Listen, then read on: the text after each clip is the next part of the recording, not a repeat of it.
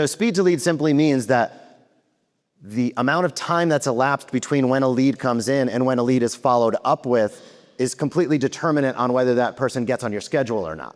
And there's something, I don't know the exact stat off the top of my head, but something like if 5 minutes goes by between when an inquiry comes in and a phone call goes out or a message goes out, if more than 5 minutes goes by, it's more than a 50% decrease in the opportunity that that person will schedule in a practice. So this is the importance of why timeliness is so important, is because we've seen in statistics time and time again that when there's a delay in communication, it ultimately breaks down the ability to help that individual. And that's what this is all about again. So your team cannot be available 24/7, 365 in most cases.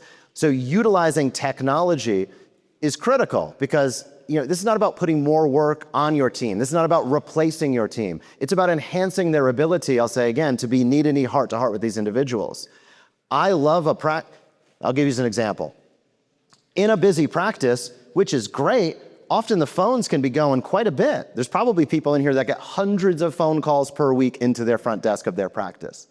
And if your front desk is trying to answer each one of those calls while trying to check in and check out the people coming in, to me, that's a missed opportunity at human connection. And that's what we should be about as chiropractors, is taking the opportunity when somebody walks through the threshold of our practice to have a human connection with that individual. So AI can help us in tremendous ways, and I'll say also in evolving ways. These slides, I'll admit, I submitted these slides a few months ago. There's plenty in these slides that has changed dramatically just over the last few months.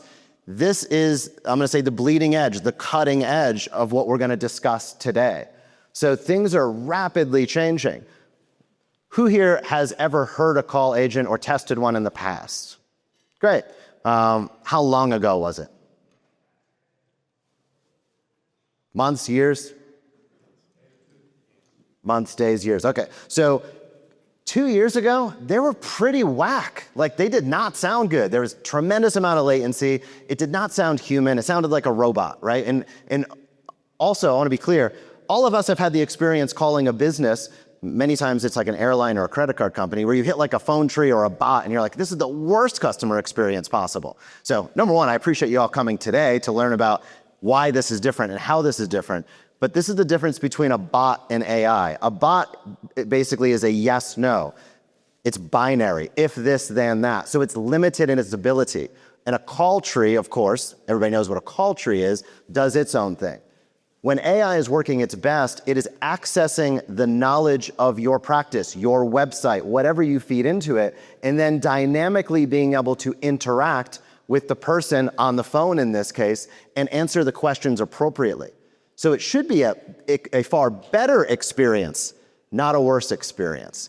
And I can tell you, even up to maybe 6 months, 1 year ago, the experience, even with the AI components, they were a little rough around the edges. But what I've seen is literally week by week, latency improve, the dynamic tone of what they can do improving, and it's really, really cool. So I hope that you get that takeaway as we walk through what this looks like in real life. So patients do now expect instant access. We talked about speed to lead and why that's so important.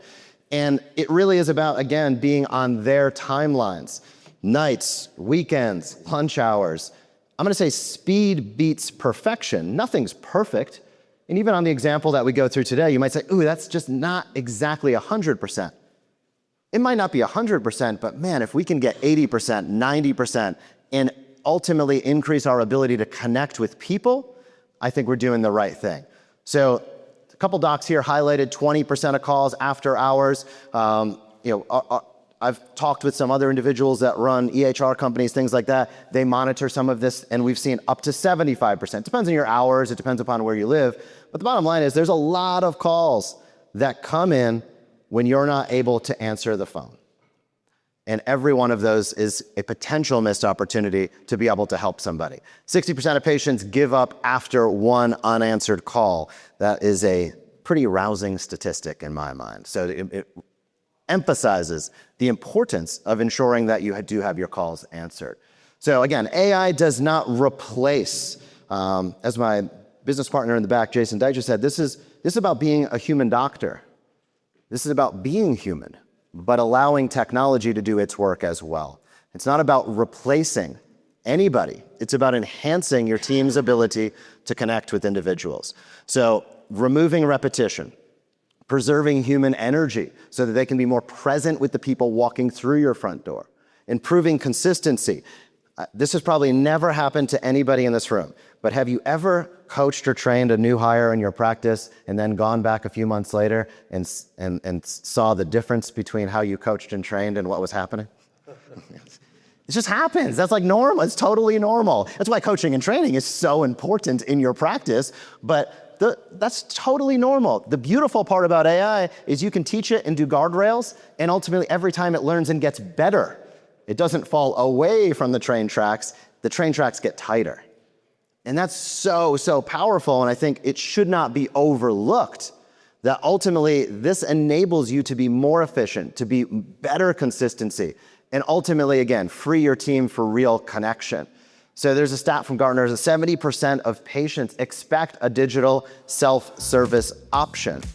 Thank you so much for watching this video on the Evidence-Based Chiropractor channel. If you don't want to miss a single thing, please subscribe to our YouTube channel so you can get notifications of every video we put out, and we put out new content each and every week. So be sure to subscribe today.